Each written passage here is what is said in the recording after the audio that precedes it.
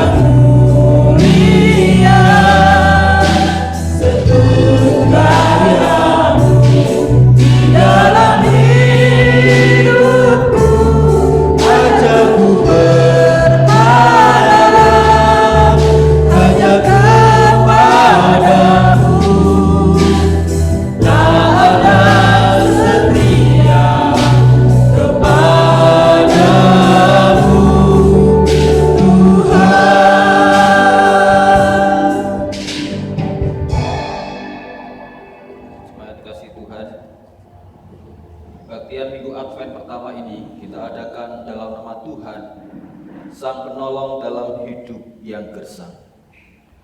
Kiranya damai sejahtera Allah Bapa, Putra dan Roh Kudus menyapa kita dengan segala kekuatan dan kelembutannya. Amin.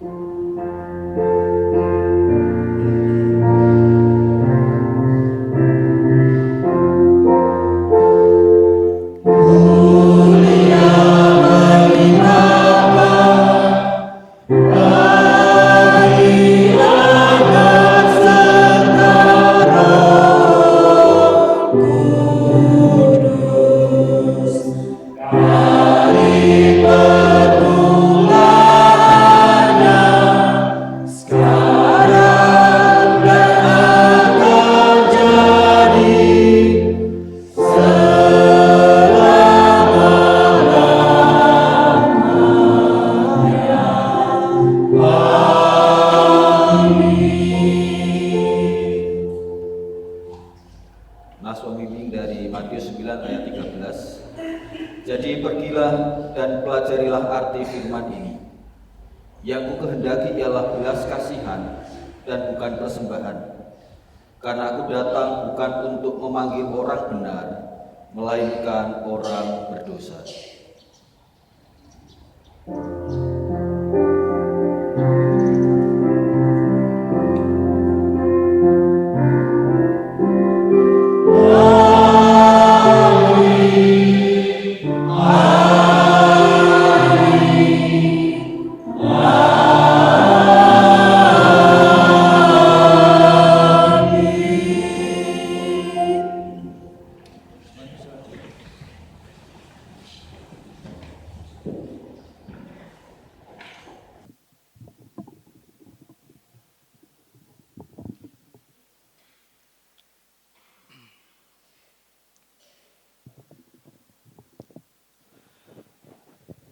Berita Advent terambil dari Mika 5 ayat 1. Tetapi engkau, hai Betlehem Efrata, hai yang terkecil di antara kaum-kaum Yehuda, daripadamu akan bangkit bagiku seorang yang akan memerintah Israel, yang permulaannya sudah sejak purbakala, sejak dahulu kala. Demikianlah berita Advent. Puji syukur buat Tuhan.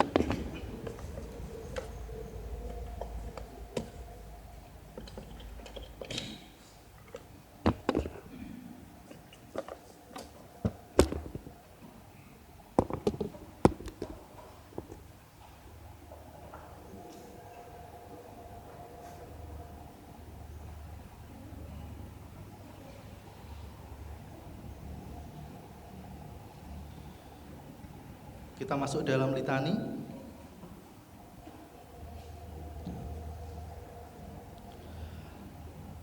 Haleluya, pujilah Tuhan di surga, pujilah Dia di tempat tinggi.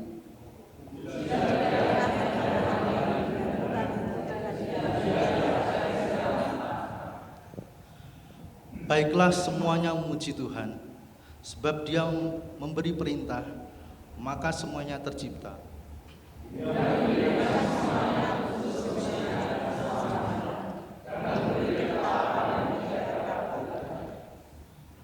Dia mendirikan semuanya untuk seterusnya dan selamanya, dan memberi ketetapan yang tidak dapat dilanggar.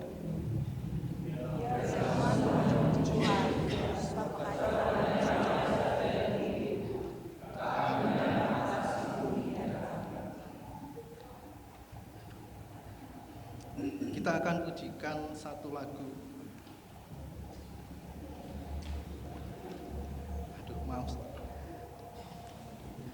Mari di minggu Advent pertama ini kita menyambut Tuhan Yesus Kristus dengan sukacita. Tuhan yang Maha Besar hadir di tengah-tengah perhimpunan kita. Kita pujikan lagu, kami puji dengan riang, bait pertama sampai ketiga.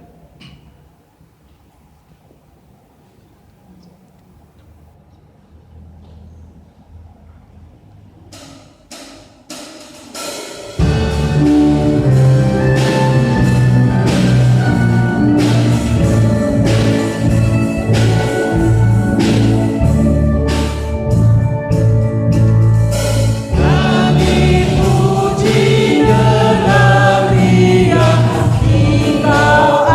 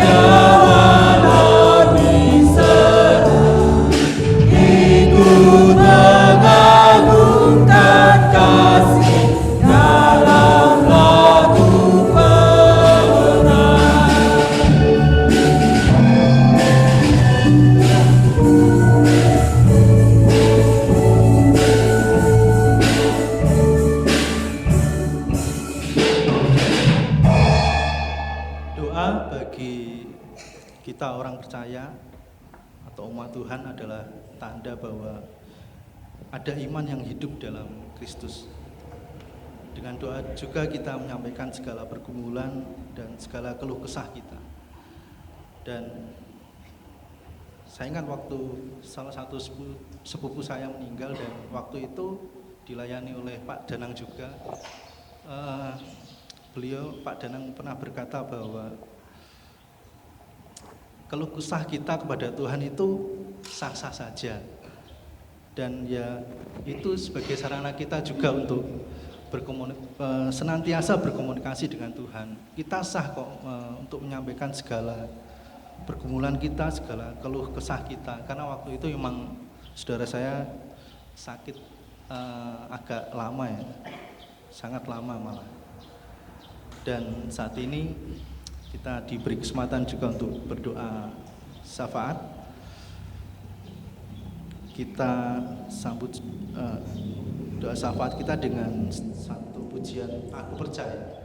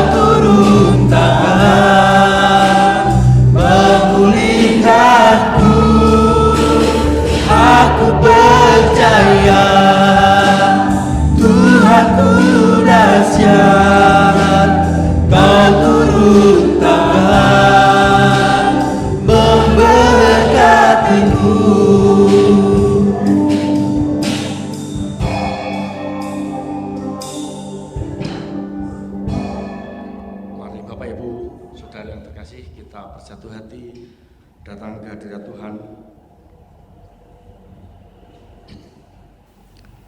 Tuhan Allah Bapa kami yang bertata dalam kerajaan surga yang mulia, terima kasih Tuhan untuk berkat, untuk anugerah yang telah Engkau berikan pada kami Tuhan sepanjang hari-hari kemarin Tuhan.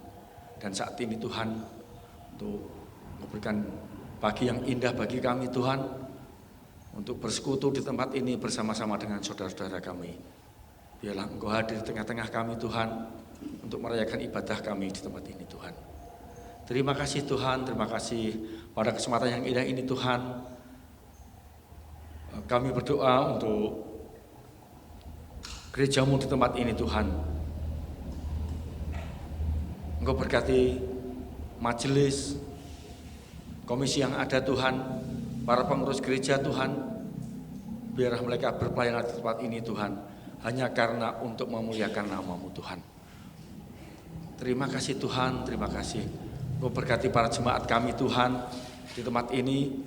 Biarlah kami berjemaat, kami memuliakan serta memuji nama-Mu Tuhan. Biarlah nama-Mu semakin dimuliakan di tempat ini Tuhan. Kami juga berdoa untuk jemaat-Mu yang lansia Tuhan. Biarlah dengan kelemahan tubuhnya Engkau berikan kekuatan yang ekstra Tuhan.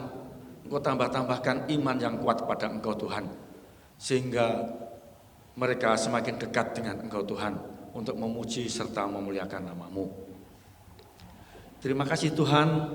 Kami juga berdoa untuk Yayasan Esther, untuk PAUD dan TK Esther Tuhan.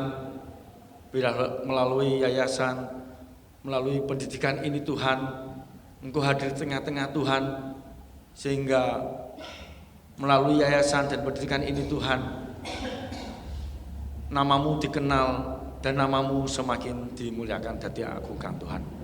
Engkau berkati, Engkau pimpin untuk para guru yang mengajar di tempat ini Tuhan. Biarlah berkat-Mu, anugerah-Mu, bimbingan-Mu Engkau berikan padanya Tuhan, sehingga mereka membimbing anak-anak yang selalu takut akan Engkau Tuhan. Dan anak-anak-Mu semakin berkembang, anak-anak-Mu yang semakin berpendidikan Tuhan. Terima kasih Tuhan, terima kasih. Saat ini juga Tuhan kami berdoa untuk gedung sinode yang dalam saat ini masih dalam tahap penyelesaian Tuhan. Engkau berkati para tukang yang mengerjakannya Tuhan. Engkau berkati panitianya Tuhan. Engkau cukupkan segala sesuatunya Tuhan, karena Engkau-lah yang segala empunya Tuhan. Biarlah Engkau yang memberkati pembangunan gedung ini Tuhan, sehingga berkat-Mu tercurah atas kami juga Tuhan. Terima kasih Tuhan, terima kasih. Saat ini Tuhan kami berdoa untuk bangsa dan negara kami Tuhan, yang waktu dekat ini kami hendak melaksanakan pesta demokrasi Tuhan. Biarlah Engkau juga hadir di tengah-tengah kami Tuhan. Engkau meredam segala situasi yang semakin memanas Tuhan. Biarlah kami berpesta demokrasi yang benar, dan yang terpenting adalah yang takut akan Engkau Tuhan. Engkau berkati para pemimpin-pemimpin kami Tuhan. Engkau berkati dari tingkat yang paling rendah, dari RT, RW, hingga ke presiden yang memimpin kami Tuhan. Biarlah Engkau berkati, Engkau berikan rasa takut akan Engkau Tuhan, sehingga mereka memimpin bangsa kami ini melalui jalan-jalan kebenaran-Mu Tuhan. Terima kasih Tuhan, terima kasih. Dan saat ini juga Tuhan, kami juga berdoa untuk persiapan Natal yang sebentar lagi kami akan laksanakan Tuhan. Biarlah Engkau juga memimpin kami, khususnya untuk para panitia Natal yang telah Engkau percayakan di tempat ini Tuhan. Engkau cukupkan dana yang dibutuhkan. Engkau berikan kemudahan segala urusan pada panitia Tuhan. Dan yang terlebih Tuhan, Engkau pimpin segala acara yang telah disusun Tuhan. Biarlah melalui perayaan Natal ini Nama-Mu juga semakin dimuliakan di tempat ini Tuhan. Terima kasih Tuhan, terima kasih untuk doa-doa kami Tuhan yang kami naikkan, yang kami panjatkan. Biarlah Engkau memberkati kami Tuhan. Tuhan, kami juga berdoa untuk ibadah pada pagi hari ini Tuhan. Biarlah Engkau hadir di tengah-tengah kami. Engkau pimpin kami dari awal, pertengahan hingga pada akhirnya nanti Tuhan. Engkau berkati Pak Danang yang akan menyampaikan kebenaran firman-Mu Tuhan. Biarlah melalui Pak Danang firman-Mu tertanam dalam hati dan pikiran kami Tuhan, sehingga akan kami laksanakan, akan kami perbuat hari lepas hari dalam kehidupan kami Tuhan. Terima kasih Tuhan, terima kasih. Dan saat ini Tuhan, kami juga menaikkan doa-doa ini kami dalam nama Tuhan Yesus yang telah mengajarkan kami untuk selalu berdoa. Bapa kami yang di surga, dikuduskanlah nama-Mu, datanglah kerajaan-Mu, jadilah kehendak-Mu di bumi seperti di surga. Berikanlah kami makanan kami yang secukupnya, dan ampunilah kami akan kesalahan kami, seperti kami juga mengampuni orang yang bersalah kepada kami. Dan janganlah membawa kami ke dalam pencobaan, tetapi lepaskanlah kami daripada yang jahat. Karena Engkau-lah yang mempunyai kerajaan, dan kuasa, dan kemuliaan sampai selama-lamanya. Amin.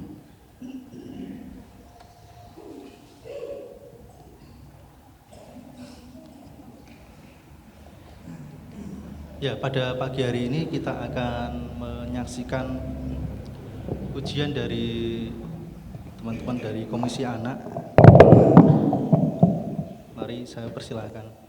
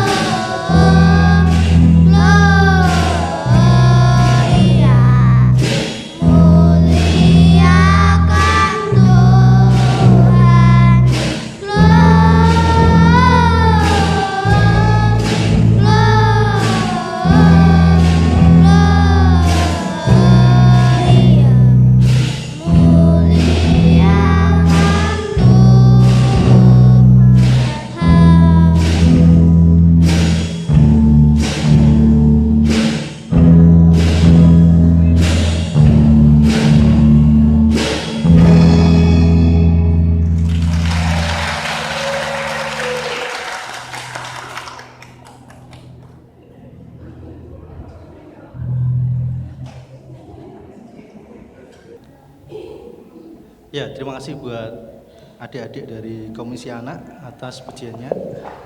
Dan saat ini kita masuk dalam firman Tuhan. Mari kita persiapkan hati, jiwa, dan pikiran kita biarlah tertuju untuk mendengarkan firman Tuhan yang nanti disampaikan oleh Pak Pendeta Danang. Kita persiapkan dengan menyanyikan satu lagu, Ku Hidup Bagimu.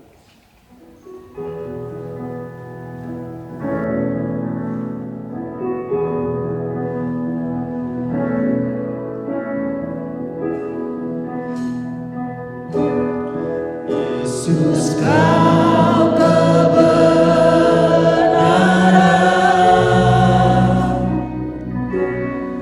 yang menyelamatkanku.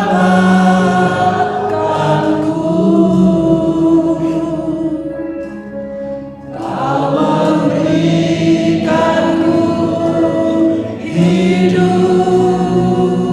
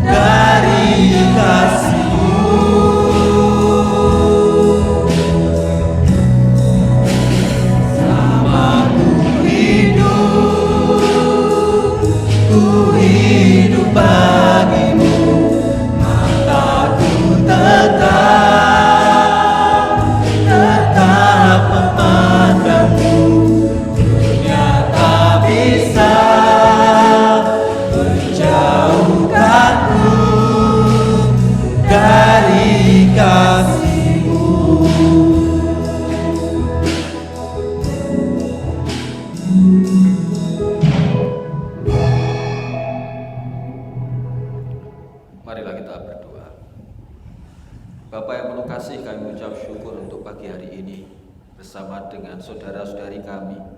Sebagai satu tubuh Kristus kami datang beribadah kepadamu. Tuhan Yesus Kristus kami berdoa. Amin.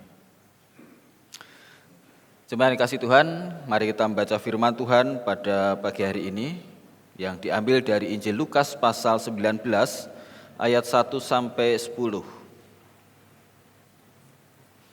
Injil Lukas pasal 19 ayat 1 sampai 10. Sebagaimana telah ditetapkan sebagai bahan perenungan firman Tuhan di Minggu Advent yang pertama ini. Lukas 19 ayat 1 sampai 10. Sakeus, demikian bunyi firman Tuhan. Yesus masuk ke kota Yeriko dan berjalan terus melintasi kota itu. Di situ ada seorang bernama Sakeus, kepala pemungut cukai, dan ia seorang yang kaya. Ia berusaha untuk melihat orang apakah Yesus itu. Tetapi ia tidak berhasil karena orang banyak, sebab badannya pendek. Maka berlarilah ia mendahului orang banyak, lalu memanjat pohon ara untuk melihat Yesus yang akan lewat di situ. Ketika Yesus sampai ke tempat itu, ia melihat ke atas dan berkata, "Sakeus, segeralah turun, sebab hari ini aku harus menumpang di rumahmu." Lalu Sakeus segera turun dan menerima Yesus dengan sukacita. Tetapi semua orang yang melihat hal itu bersungut-sungut, katanya, "Ia menumpang di rumah orang berdosa."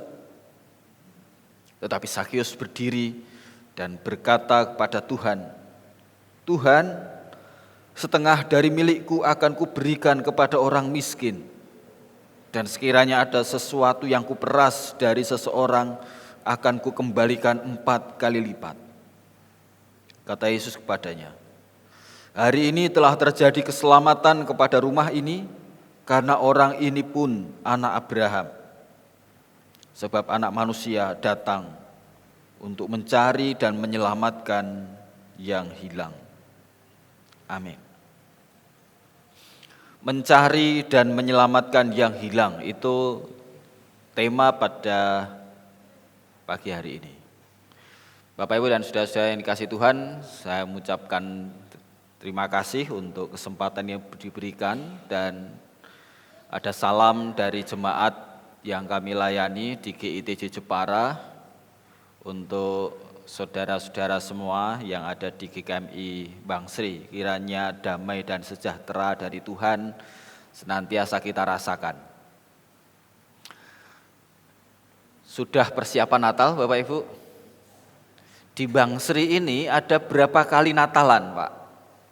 Rencananya dalam 1 bulan di GKMI Bangsri. Ada Natal sekolah minggu, ada ya? Natal umum, Natal apa lagi, Pak? TK. Totalnya ada berapa? Ada 10? Enggak ya? Kemarin saya ke salah satu gereja di GITJ Margokerto, itu pendetanya bilang 1 bulan ini yang daftar yang sudah masuk gitu ya, mungkin akan bertambah. Itu Natal di sana sudah ada rencana 17 kali. Lah iku apa ora mblenger. Gitu ya. 17 kali itu sehari 2 hari sekali itu kan, lebih kali. Dan banyak orang sibuk. Sibuk apa? Sibuk mempersiapkan perayaan. Kita semuanya pada hari ini memasuki Minggu Advent yang pertama. Advent itu artinya kedatangan. Jadi kita menanti kedatangan Tuhan, memperingati kedatangan Tuhan yang pertama, yaitu Natal, dan kita juga menanti kedatangannya kembali. Dan saat ini kita juga sedang mempersiapkan peringatan untuk memperingati kedatangan Tuhan. Nah, pertanyaannya itu begini, Bapak Ibu. Kalau Tuhan Yesus datang, mungkin untuk ikut merayakan Natal gitu ya, Kira-kira di mana ia akan datang? Mampir ke GKMI Bang Sri gak ya? Nah, pertanyaan juga gini, kira-kira Tuhan Yesus akan datang ke Pungkruk enggak? Tahu Pungkruk? Kalau misalkan kita mendengar kata Pungkruk, apa yang ada di benak kita? Pantai? Ya, pantai. Kalau yang muda-muda mungkin Pungkruk itu apa ya? Ikan bakar. Pungkruk itu image-nya jelek. Mohon maaf ya kalau misalkan ada orang yang berasal dari sana. Ini image zaman dulu, kalau zaman sekarang mungkin lebih baik. Tapi kalau orang ketemu anak muda, cowok, dari mana? Dari Pungkruk, itu mesti istrinya bisa marah gitu kan. Pungkruk itu berarti ada banyak karaoke di sana. Loh, karaoke kan baik, iya, tapi juga ada banyak hal yang yang lain di sana kan gitu. Pertanyaannya gitu, kira-kira Tuhan Yesus akan mampir ke Pungkruk apa enggak? Lah ngapain ke Pungkruk Pak? Apa mau Natalan di sana? Atau mau karaoke di sana gitu? Atau kira-kira Tuhan Yesus akan mampir ke terminal waktu sore di Jepara? Banyak remang-remang di sana gitu ya. Terminal lama. Kok tahu Pak? Tetangga saya itu suka kalau sore itu ada di terminal dan istrinya selalu ngomel kalau pulang malam. Atau mungkin Tuhan Yesus apakah juga ada di tempat-tempat yang mungkin tidak kita suka, yang image-nya itu jelek? Mungkin iya. Dan mungkin kita keberatan ketika kita melihat, loh Tuhan Yesus kok di Pungkruk tuh, atau kita misalkan menggambar gitu ya. Dulu pernah saya waktu khotbah di gereja menampilkan sebuah gambar Tuhan Yesus bersama dengan para pemabuk, para penjudi, pokoknya dalam situasi yang sangat buruk. Dan saya tanya, Bapak Ibu kira-kira gambar ini sebuah pelecehan gak sih? Waktu itu kan banyak isu soal penistaan ya. Kira-kira ini penistaan gak sih kalau Tuhan yang Maha Kudus, yang kita sembah, yang kita puja, kemudian digambarkan bersama dengan keleleran kayak gitu ya. Dan menariknya orang bilang enggak, itu enggak penistaan. Betul, itu bukan penistaan. Jadi kalau misalkan kita berimajinasi Tuhan Yesus hadir di Desember ini, ya, dan kemudian menjumpai orang-orang yang ada di Pungkruk, menjumpai para PK gitu ya, menjumpai orang-orang yang menurut kita sangat buruk, itu bukan penistaan, itu bukan imajinasi yang enggak masuk akal. Tapi itu adalah sesuatu yang paling masuk akal. Kenapa? Karena Alkitab menggambarkan Tuhan Yesus seperti itu. Tuhan Yesus yang mau untuk berjumpa dengan orang-orang yang dihindari banyak orang. Bahkan itu menjadi salah satu bentuk karakteristik utama dari Tuhan Yesus. Allah yang mengasihi manusia. Allah yang mau terlibat dengan kehidupan manusia. Atau dalam tema kita saat ini, Tuhan yang mau mencari dan menyelamatkan yang hilang. Bedanya apa Bapak Ibu? Konsep ini dengan konsep saudara-saudara kita yang lain, bedanya gini. Allah mengasihi itu ibaratnya kalau kita mancing, bukan sekedar orang mancing mencari ikan dengan melemparkan kail lalu menunggu dari jauh sampai umpannya itu ditangkap ikan. Enggak. Kita mungkin karena airnya keruh atau airnya beresiko, kita enggak mau kalau cari ikan di situ. Ya, tahu ya kita, Allah itu bukan seperti orang yang mancing, yang melemparkan kitab sucinya, kata seperti itu, sebagai firman Allah, kemudian orang diminta untuk mengikuti, dan kalau orang yang mengikuti akan datang kepada Allah. Bukan seperti itu konsep kasih Allah dalam keyakinan kita. Konsep kasih Allah yang kita ketemukan dalam Kristus bukan Allah yang mancing untuk nyelamatin ikan, Allah yang mancing untuk membawa kita kepadanya, tapi Allah yang mau menceburkan diri, Allah yang mau jegur, selulup, ya basah seperti para ikan kan gitu ya. Ya menjadi seperti di antara para ikan, supaya apa? Supaya dia bisa menangkap ikan-ikan itu dan membawa kepada Bapa. Itu konsep kasih yang kita temukan dalam kekristenan. Itu konsep kasih yang disaksikan oleh kitab suci tentang Yesus Kristus. Ia yang mau menjegur gitu ya, ke dalam dunia, mencari bersama-sama dengan kita. Oleh karena itu di ayat yang ke-10 disebutkan dengan sangat jelas, sebab anak manusia datang untuk mencari dan menyelamatkan yang hilang. Dan itu bukan sesuatu yang gampang untuk diterima.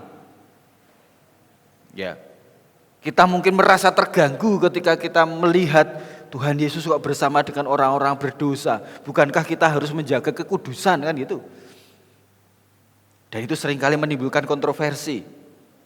Persis seperti ketika Tuhan Yesus menerima Sakeus dan kemudian ada banyak orang, bahkan semua orang dikatakan di ayat yang ke-6 ke ayat yang ke-7, semua orang yang melihat hal itu bersungut-sungut. Kenapa? Karena Tuhan makan, menerima atau menumpang di rumah orang berdosa. Dalam keyakinan Yahudi, yang kudus itu enggak boleh bercampur dengan yang tidak kudus. Makan bersama dengan orang berdosa, makan bersama dengan orang di luar Yahudi itu dianggap najis. Kenapa? Karena kudus nanti tercemar. Itu menjadi politik kesucian orang Yahudi, politik kesucian orang-orang Farisi. Tetapi Tuhan Yesus berbeda. Tuhan Yesus justru mau melampaui batas-batas itu, menembus batas-batas itu. Tuhan Yesus tidak menekankan aspek kekudusan yang memisahkan, tetapi yang melampaui itu. Kekudusan itu ya kekudusan dalam bentuk belas kasihan, yaitu apa? Berjumpa dengan orang-orang yang hina, orang-orang yang berdosa, menerima mereka bersama-sama. Jadi seringkali atas nama kekudusan orang nyemplak itu bahasa Indonesianya apa? Meniadakan orang lain. Tetapi belas kasihan itu selalu merengkuh orang lain, merangkul orang lain. Dan itu kita jumpai dalam kisah ini. Kisah tentang Sakeus. Sakeus itu kalau kita melihat cerita ini secara lebih detail, itu kasihan sekali ya. Dia dikatakan di situ kepala pemungut cukai. Pemungut cukai itu pembayar pemungut pajak yang digunakan untuk distorkan ke Roma. Roma itu yang waktu itu menguasai wilayah Israel, Palestina. Dan karena Roma yang menguasai, maka orang-orang Yahudi sangat benci kepada orang-orang Roma. Dianggap sebagai pengkhianat gitu kan. Najis, paling berdosa. Dan digambarkan dengan sangat tragis sebenarnya, wes pendek. Gak ada yang mau menyapa, dibenci banyak orang, bahkan dikatakan pendosa. Kita bisa melihat, membayangkan betapa sunyinya hidup Sakeus. Dia ketika melihat kerumunan, ada banyak orang yang menanti kedatangan Tuhan Yesus. Dia hanya ingin tahu seperti apa sih Yesus itu, gak punya pikiran macam-macam kok. Dan kita bisa melihat Bapak Ibu yang dikasihi Tuhan. Yang terjadi di sini, karakter utama Yesus itu adalah Ia yang mau mencari, Ia yang mau menyapa. Ayat 5 itu sangat padat sekali menurut saya. Ayat 5 itu menarik. Ketika Yesus sampai ke tempat itu, ada 3 langkah yang penting kita perhatikan. Ia melihat ke atas dan berkata, Sakeus, Sakeus, segeralah turun, sebab hari ini aku harus menumpang di rumahmu. 3 kata ini adalah bahwa Yesus melihat, yang kedua adalah menyapa karena ia berkata kan, dan yang ketiga adalah ia mau menumpang. Itu adalah sebuah gambaran penting yang akan kita renungkan bersama. Bahwa Yesus Sang Maha Suci yang mau hadir berjumpa dengan Sakeus, kepala pemungut cukai, si pendosa yang pendek, yang kesepian. Jadi yang maha di atas segalanya berjumpa dengan yang pada saat itu tampak ada di paling bawah di masyarakat. Dan Tuhan melihatnya, Tuhan mau menyapanya, dan Tuhan mau menumpang. Menumpang itu dalam terjemahan yang lain mau tinggal, berdiam, mau masuk ke dalam rumahnya. Jadi Bapak Ibu bisa membayangkan kan, yang Maha Tinggi mau masuk, mau menyapa, bahkan ada di dalam orang itu, mau menjadi sahabat bagi dia. Dan satu-satunya alasan kenapa dia melakukan itu adalah karena belas kasihan. Apakah Yesus tidak tahu bahwa Sakius itu dianggap orang yang paling berdosa? Tahu. Dan justru dia tahu, dia mau melihat, dia mau menyapa, dan dia mau masuk ke dalam diri orang itu. Nah, ini yang penting kita renungkan bersama Bapak Ibu sebagai hal yang pertama, bahwa Allah itu mau melihat, menyapa, dan merengkuh kita. Dan ini menjadi kabar baik untuk kita semua. Belas kasih Allah itu melampaui sekat-sekat yang ada. Bahkan sekat antara surga dan dunia aja dilampaui kok.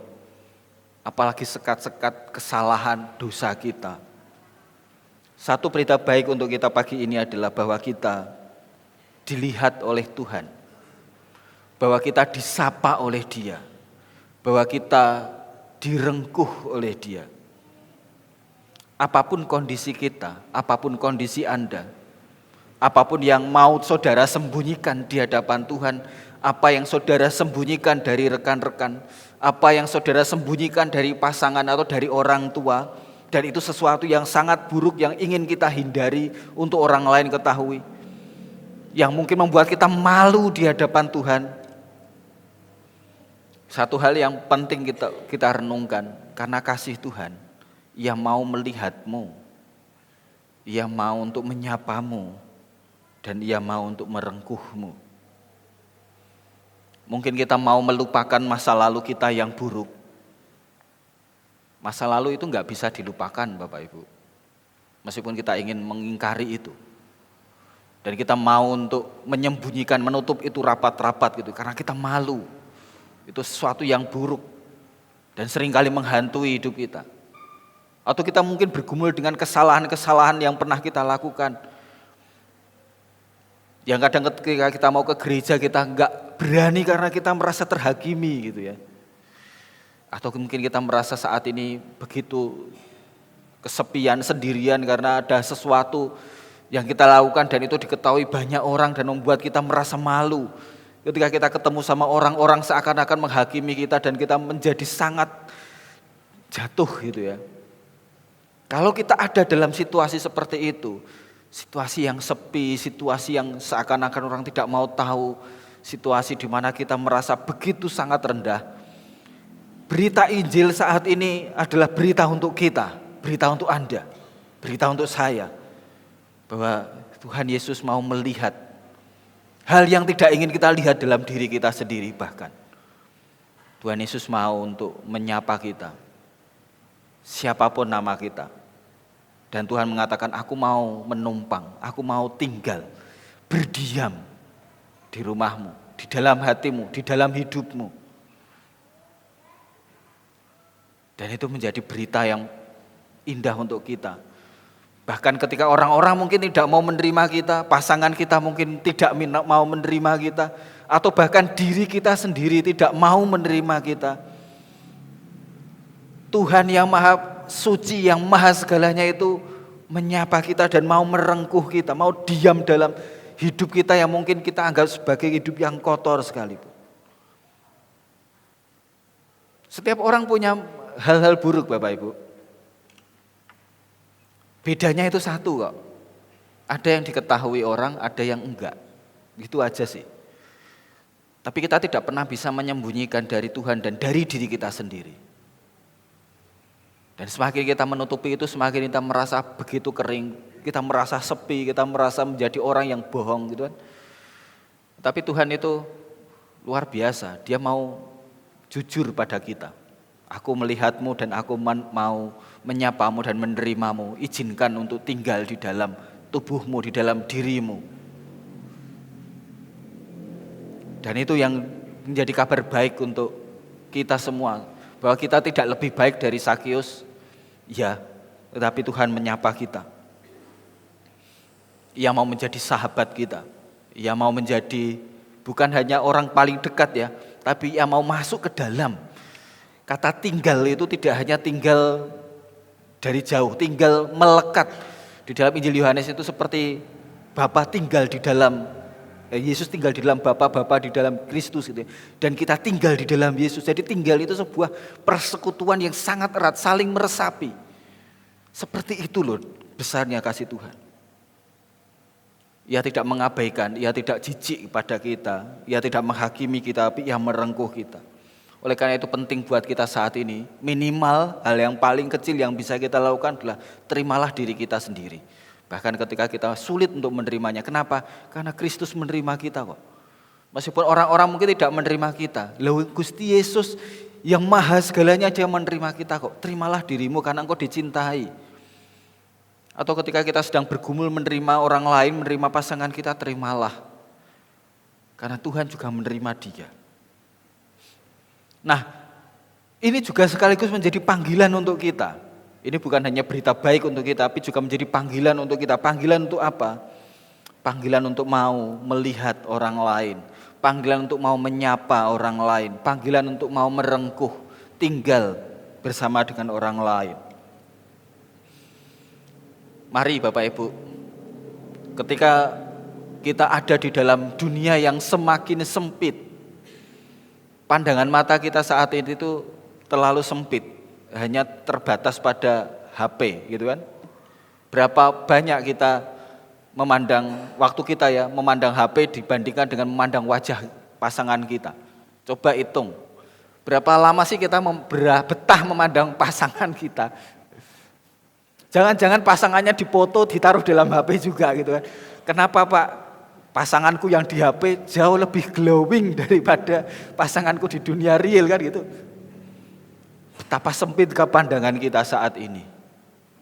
Dan kita menjadi enggan untuk melihat yang ada di sekitar kita. Hidup kita lebih banyak di ruang sempit yang bernama HP gitu kan. Kita jarang mau bersentuhan dengan orang-orang di sekitar kita. Tapi kan gini, kalau kita saat ini menggumuli Tuhan itu mencari dan menyelamatkan orang berdosa. Mencari itu berarti keluar rumah. Mencari itu berarti berhadapan dengan orang-orang. Mencari itu berarti bertemu dengan semua orang. Kalau kita sudah dicari oleh Tuhan, kita telah ditemukan oleh Tuhan, maka ini juga menjadi panggilan untuk kita. Mau untuk melihat orang-orang, mau untuk menyapa mereka, mau untuk menjadi sahabat untuk mereka. Tanpa ini kita tidak akan bisa mewartakan apapun juga tentang Tuhan. Serius. Sudahlah, tema besar kita kan, Yesus adalah satu-satunya juru selamat dan mungkin ini akan mendorong kita untuk mewartakan Injil, memberitakan Tuhan Yesus sebagai juru selamat. Kita bisa memberitakan Injil melalui multimedia yang canggih. Oke. Tapi semuanya itu tidak ada artinya kalau kita tidak mempraktekkan apa yang Yesus kerjakan. Bagaimana mungkin kita mengatakan Tuhan Yesus itu mencari orang yang terhilang loh. Tuhan Yesus itu mau menerimamu loh. Tuhan Yesus itu mengasihimu loh. Tuhan Yesus itu menyapamu loh. Lalu kalau kita sendiri tidak mau melihat, tidak mau menyapa, tidak mau menerima, gimana? Dan ini menjadi panggilan untuk kita Bapak Ibu. Ingat, menyapa orang meskipun itu sederhana, itu bisa membawa sukacita buat orang lain. Saya pernah mendengar satu kisah, ada orang diselamatkan dari rencana bunuh diri. Hanya gara-gara ketika ia mau pergi bunuh diri, ketemu seorang anak dan ia mengatakan, "Halo kakak, selamat pagi." Dan itu cukup mengubah semua rencananya. Bahwa apa? Ternyata masih ada orang yang menganggap aku ada.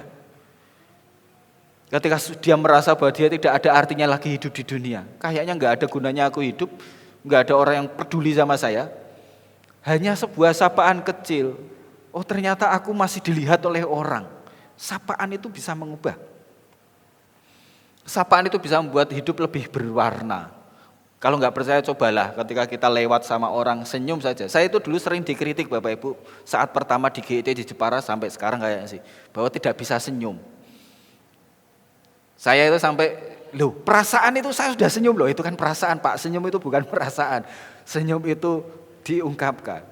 Dan itu ternyata betul ketika saya foto misalkan, loh foto kok mencurang rumah saya, aku wes senyum kok. Nah cara untuk latih senyum, latihlah menyapa. Halo selamat pagi, nanti kalau dikira genit gimana? Enggak lah, kalau kita menyapanya baik-baik ya enggak genit ya. Dengan tetangga kita misalkan, Dan ternyata itu dititeni itu apa ya? Diperhatikan ya. Hanya menyapa, meskipun tetangga kita mungkin tidak kenal kita, pasti orang akan mengatakan, orang itu lo gerabyak. Kebetulan kami tinggal itu satu-satunya keluarga yang Kristen itu cuma kami. Saya tinggal di belakang Rumah Sakit Kartini, persis mungkin 50 meter dari RSU Kartini, dan hanya keluarga kami yang Kristen. Jadi mau pola kayak gimana itu ketahuan. Jadi kalau misalkan Bapak Ibu di depan rumah sakit sekalipun tanya rumahnya Pak Pendeta mana, pasti tahu. Bukan karena saya terkenal, enggak, karena satu-satunya ya cuma itu gitu ya. Cari rumahnya orang Kristen di mana yang paling itu ditunjukkan. Oleh karena itu, ya caranya gimana? Orang kita enggak pengen dikenal hanya karena berbeda gitu. Tapi kita pengen dikenal karena sesuatu yang baik.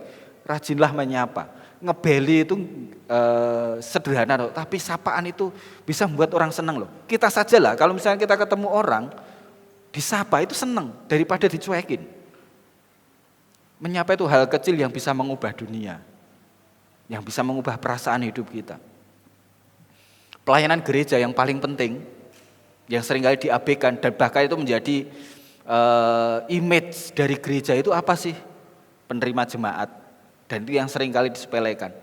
Jadi mohon Pak Majelis kalau misalkan ada tawaran untuk menjadi penerima jemaat, Bapak Ibu yang merasa punya senyuman yang indah gitu kan, mari ikut. Itu menjadi pagar ayunya gereja, serius ini. Karena ada penelitian memang kalau ada orang baru datang ke gereja dan ia disapa, diterima, 60% ia akan datang kembali. Ini penelitian loh ya. Tapi kalau dicuekin, kemungkinan datang cuma 30-40%. Kenapa? Karena nggak ada gereja yang lain saja. Loh pernah itu terjadi, ada satu orang dari Depok dan dia bukan orang Jawa. Dia nggak bisa bahasa Jawa, sementara di gereja kami itu pakai bahasa Jawa. Tapi dia sering kali ikut kebaktian ke sana. Suatu ketika saya ketemu waktu ada acara Paskah gitu, kemudian saya tanya, kenapa kok kamu sering ke sini? Padahal kan nggak bisa bahasa Jawa. Dan dia bilang, buat saya yang penting itu bukan soal bahasa, soal ngerti. Tapi ketika saya ke sini, saya disalami oleh sesama jemaat. Kalau salami majelis itu pasti ya. Saya disalami oleh jemaat, ditanya, disapa. Dan itu cukup membuat saya merasa diterima. Itu wajah yang bisa kita tampilkan dari Kristus yang menyapa dan menerima orang. Jadi mari kita belajar untuk merengkuh, saling merengkuh. Cuma masalahnya kan gini ya. Kita itu kalau mau mengkritik diri kita sendiri mirip seperti orang banyak itu. Kita terlalu bersungut-sungut ketika melihat ada orang yang melakukan kesalahan misalkan, atau ada orang yang kita dengar jatuh misalkan. Nafsu kita itu seringkali nafsu untuk menghukum daripada untuk menyembuhkan. Pertanyaan pertama yang biasa muncul dalam gereja biasanya ketika ada orang yang melakukan pelanggaran apa? Kalau di GITC itu diperdi ora gitu kan. Kena disiplin gereja apa enggak? Dan kalau orang berpikir soal disiplin gereja itu berarti kayak semacam kayak hukuman gitu. Kenapa kita enggak ketika ada orang yang jatuh kemudian berpikir, yuk kita ada yang merengkuh enggak? Ada yang menguatkan enggak? Ya, ada yang menerima enggak? Pasti dia saat ini sangat tertekan sekali. Dan itu betul. Ada satu atau dua orang jemaat yang pernah di LP karena kasus narkoba. Ketika sudah saat ini bertobat dan aktif di gereja, dia sering kali mengomentari soal ini. Ketika saya pertama kali keluar, datang ke gereja, itu rasanya semua orang menghakimi saya. Meskipun mereka enggak menghakimi, tapi pandangan orang itu selalu merasa, itu perasaan yang normal loh Bapak Ibu, bagi orang yang pernah mengalami hal yang sulit. Dan yang paling dibutuhkan itu apa? Sapaan, salaman, itu menguatkan. Ingat, seringkali kan kalau ada masalah kita menggosipin orang lain dan sebagainya, itu menjatuhkan. Serius. Jangan. Kenapa? Karena kita sama kok, sama-sama punya kekurangan. Saele-ele orang itu pasti ada baiknya. Tapi sak baik-baiknya orang, sak baik-baiknya diri kita itu juga ada jeleknya. Jadi kalau kita memisahkan ngomongin kejelekan orang, itu enggak ada gunanya sih sebenarnya. Itu sebenarnya kita juga siap untuk dijelek-jelekan kan, karena kita juga punya kejelekan. Enggak ada sisi positifnya sama sekali. Nah, seorang bapak gereja bernama Yohanes Chrysostomo, saya sering mengutip ini, dia mengatakan demikian. Gereja adalah rumah sakit, bukan ruang pengadilan. Gereja tidak menghukum atas nama dosa, tetapi menawarkan pengampunan dosa. Rumah sakit itu menyembuhkan, bukan menjatuhi hukuman, kan itu ya. Gereja harusnya juga saling menyembuhkan. Siapa? Kita bersama-sama saling menyapa, saling merengkuh, saling menguatkan, saling menjadi sahabat. Kenapa Bapak Ibu? Ini penting. Yang kedua yang mau kita renungkan adalah rengkuhan, sapaan, belas kasihan itu mengubahkan orang. Bukan menjauhkan ya. Sentuhan, rengkuhan kita, penerimaan kita itu mengubahkan. Ketika Tuhan Yesus menyapa Sakius, Tuhan Yesus melihat Sakius, Tuhan Yesus mau tinggal menjadi sahabat bagi Sakius, terjadi pertobatan. Pertobatan itu tidak butuh dikhotbahi macam-macam, melalui sentuhan, melalui sapaan, melalui pandangan kita, melalui penerimaan kita itu bisa bertobat kok. Maka ayat 8 mengatakan, tetapi Sakeus berdiri dan berkata kepada Tuhan, Tuhan, setengah dari milikku akan kuberikan kepada orang miskin, dan sekiranya ada sesuatu yang kuperas dari seseorang akan kukembalikan 4 kali lipat. Jadi kenapa Sakeus bertobat? Bukan karena mendengar khotbah dari Tuhan Yesus yang luar biasa, enggak. Bukan karena Tuhan Yesus menegur Pak Sakeus, Sakeus bertobatlah, bukan. Tapi karena Sakeus disentuh oleh kasih Allah melalui Tuhan Yesus Kristus. Sakeus disapa, Tuhan mau berdiam di rumahnya. Nah ini juga kita semua, kalau kita merasa bahwa kita telah disentuh oleh Tuhan, kalau kita merasa bahwa Tuhan mau tinggal di dalam diri kita perlu belajar dari Sakeus untuk mau menerima itu. Dan ketika kita sudah menerima Tuhan, maka disitulah terjadi perubahan. Bertobatlah, berikanlah dirimu pada Tuhan.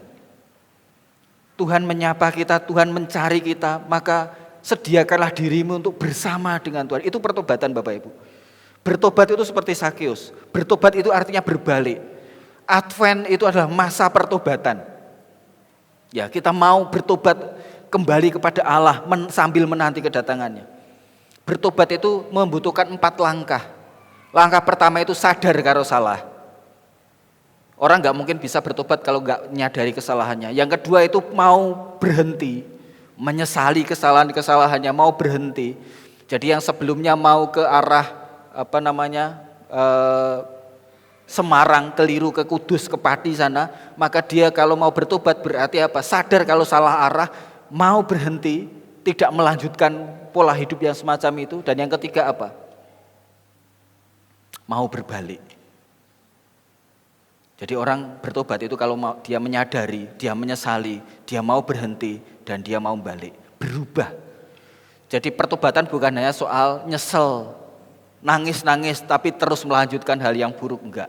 Pertobatan tidak hanya cukup soal kita kapok itu baru level berhenti. Hanya sekedar kapok ketika kita keliru jalan, mau ke Semarang keliru ke Pati, enggak akan membawa kita ke Semarang. Bertobat berarti ketika kita mau balik, mengubah hidup kita. Dan ini yang mau kita lakukan bersama-sama Bapak Ibu. Karena kita dicintai Allah, maka kita mau untuk berubah. Dan ini yang juga yang perlu kita lakukan. Sapaan kita itu bisa membawa orang pada pertobatan. Penerimaan kita bisa membawa orang pada pertobatan. Kenapa? Karena ketika kita menyapa, karena kita mau menerima, itu kita mencerminkan Tuhan Yesus yang telah menyapa dan menerima kita. Melalui sapaan kita, melalui penerimaan kita, orang bisa ketemu sama Tuhan. Kita tidak bisa mengatakan Yesus baik kalau kita enggak mau baik pada orang. Kita tidak bisa mengatakan Yesus mencari yang terhilang kalau kita mengabaikan diri dari orang-orang yang merasa terhilang saat ini. Kita tidak bisa mengatakan Yesus merangkul semua orang, mau menjadi sahabat bagi semua orang. Kalau kita masih membuat sekat-sekat di antara kita, kita enggak mau bersahabat dengan orang-orang, bahkan di dalam jemaat itu sendiri. Oleh sebab itu, Bapak Ibu yang dikasihi Tuhan, mari di minggu Advent yang pertama, kita menanti kedatangan Kristus. Kita renungkan 2 hal ini. Kita diterima, kita disapa. Sebegitu dalamnya kita jatuh, kita dicari oleh Tuhan. Kalau kita tidak dicari, ngapain Tuhan repot-repot datang kalau enggak mencari kita. Kita dicari oleh Tuhan. Terimalah dia, kembalilah, bertobatlah. Dan kita yang kedua, kita dipanggil memberitakan, menampilkan wajah Kristus. Mau menyapa, mau menerima orang lain, mau menjadi sahabat untuk semua orang. Bahkan orang-orang yang kita anggap sangat buruk sekalipun. Mari saatnya, masa Advent ini, minimal kita kirimi WA. Misal ketika banyak orang yang kita lama sekali tidak sapa. Atau kalau kita merasa bahwa kita sakit hati pada orang lain, belajarlah untuk menyapa. Sapaan itu mengubah. Kalau nggak percaya, ini buktinya. Kalau Anda, Bapak Ibu, sedang berantem sama orang, kecenderungannya ngeblok, kan gitu ya, menghindari. Tidak pernah ada perubahan apa-apa. Tapi kalau Anda mau berani menyapa, suatu ketika akan berubah. Tapi kan masalahnya kita gengsi. Loh, aku nggak salah kok, aku nyapa. Ntar kalau dicuekin kan tambah sakit hati. Dicuekin juga nggak ada ruginya sebenarnya. Motivasinya apa? Yuk kita belajar seperti Yesus. Menyapa, melihat, merengkuh, itu mengubah. Amin. Mari kita berdoa. Kami bersyukur Tuhan untuk firman yang boleh kami terima. Kami bersyukur untuk cinta yang Kau berikan. Kami bersyukur untuk kerelaanmu hadir bergumul bersama dengan kami, memasuki hati kami yang paling dalam. Meskipun penuh dengan kehinaan, tetapi Engkau mau menyapanya, Engkau mau menerimanya, sehingga kami dapat berubah. Biarlah sapaan-Mu yang akan kami hayati bersama melalui setiap perayaan Natal, juga kami sambut dengan mengubah hidup kami ya Tuhan. Kami mau menerima-Mu, kami mau berbalik kepadamu. Dan kami mau menampilkan wajah-Mu yang mau melihat, menerima, menjadi sahabat bagi orang-orang di sekitar kami. Biarlah melalui setiap sapaan kami, cinta kasih-Mu tertularkan dan banyak orang melihat cinta-Mu melalui hidup kami. Kiranya Roh-Mu yang kudus yang memampukan kami ya Tuhan. Di dalam nama Tuhan Yesus Kristus kami berdoa. Amin.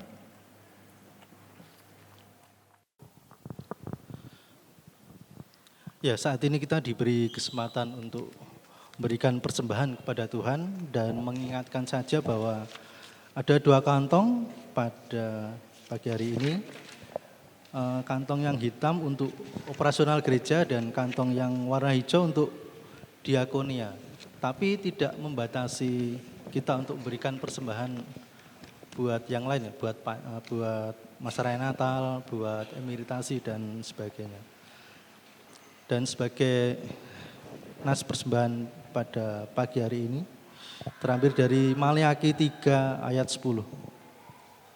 Bawalah seluruh persembahan persepuluhan itu ke dalam rumah perbendaharaan, supaya ada persediaan makanan di rumahku, dan ujilah aku, firman Tuhan semesta alam.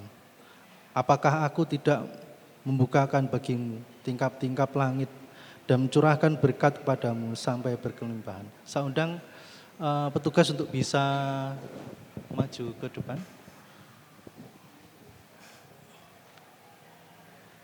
Saya undang juga jemaat untuk bisa bangkit berdiri.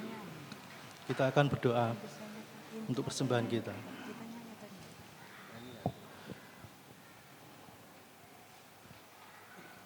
Bapa yang kami kenal dalam nama Tuhan kami Yesus Kristus, saat ini ya Tuhan, kami kembali menghadap kepada Engkau ya Tuhan untuk memberikan persembahan ya Tuhan pada pagi hari ini. Berkati persembahan kami ini ya Tuhan, karena sungguh persembahan ini sebagai sarana ucapan syukur kami atas segala berkat yang telah Engkau limpahkan kepada kami.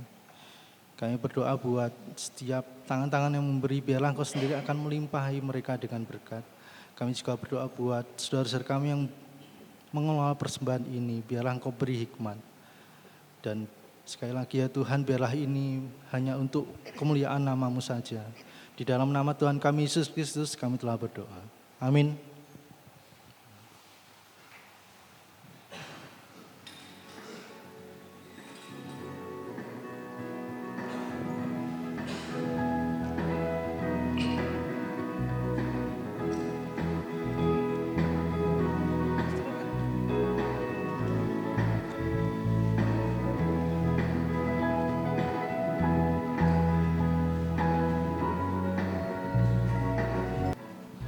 Ya, kita masuk di akhir kebaktian dan seperti firman Tuhan tadi bahwa Sakyus telah menerima sapaan dari Tuhan Yesus dan sejak itu ada perubahan dalam hidupnya.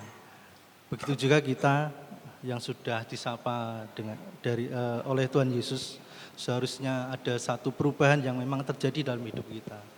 Dan satu lagi, kita juga ikut memberikan sapaan kita kepada orang lain sebagai jemaat Kristus, supaya mereka juga menerima perubahan dalam hidup mereka juga. Kita akan tutup dengan satu lagu dari PPR 1 nomor 164, Sejak Ku Terima Yesus.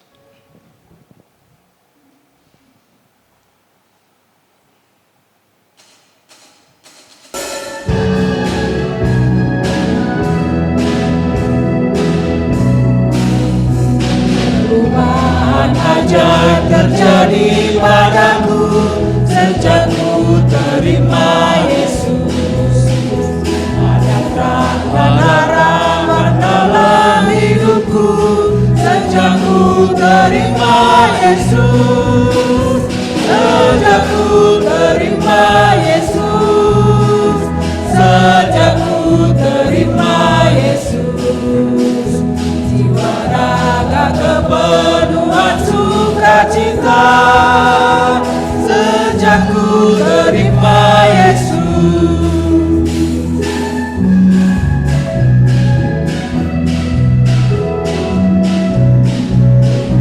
Jalan dosa dan gelap telah ku tinggalkan sejak ku terima Yesus.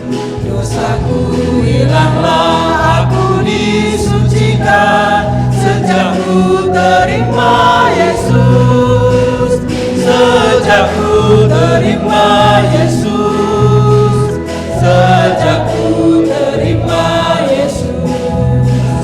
Jiwa raga kepenuhan sukacita sejak ku terima Yesus. Saja jemaat bisa bangkit.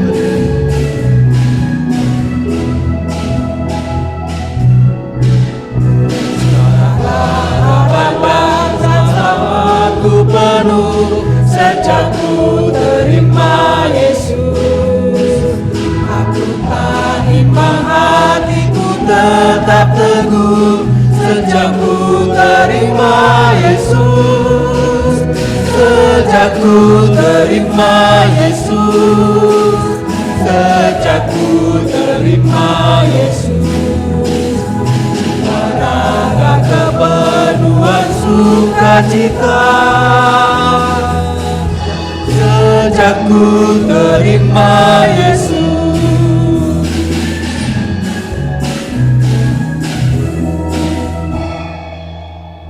Sebagai jemaat Menonet, marilah kita mengikrarkan komitmen pemuritan. Kami bersaksi bahwa tidak seorang pun sungguh-sungguh mengenal Kristus, kecuali yang mengikutinya setiap hari dalam kehidupan. Sebagai bagian dari gereja yang am, marilah bersama-sama dengan gereja-gereja di sepanjang segala abad dan tempat, kita mengikrarkan pengakuan iman rasuli. Aku percaya kepada Bapa yang Maha Kuasa, Kalian dan kepada Yesus Kristus, Anak yang tunggal Tuhan kita, yang dikandung daripada Roh Kudus, lahir dari anak darah Maria, yang menderita sengsara di bawah pengorbanan Kristus, disalibkan, mati dan dikuburkan, turun ke tanah maut, pada hari ketiga bangkit dari antara mati, naik surga, duduk sebelah kanan Allah, Bapa yang Maha Kuasa.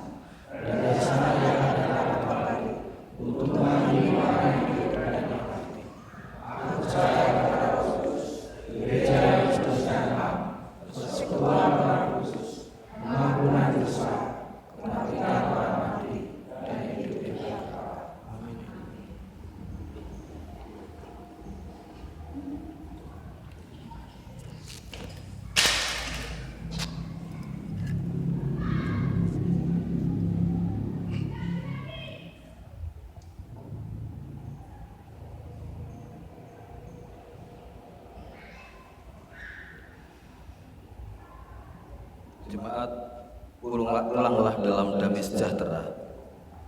Masukilah minggu Advent pertama dengan sukacita dan penuh pengharapan, serta terimalah berkat Tuhan. Tuhan memberkati kita dan melindungi kita. Tuhan menyinari kita dengan wajah-Nya dan memberi kita kasih karunia. Tuhan menghadapkan wajah-Nya kepada kita dan memberi kita damai sejahtera. Amin.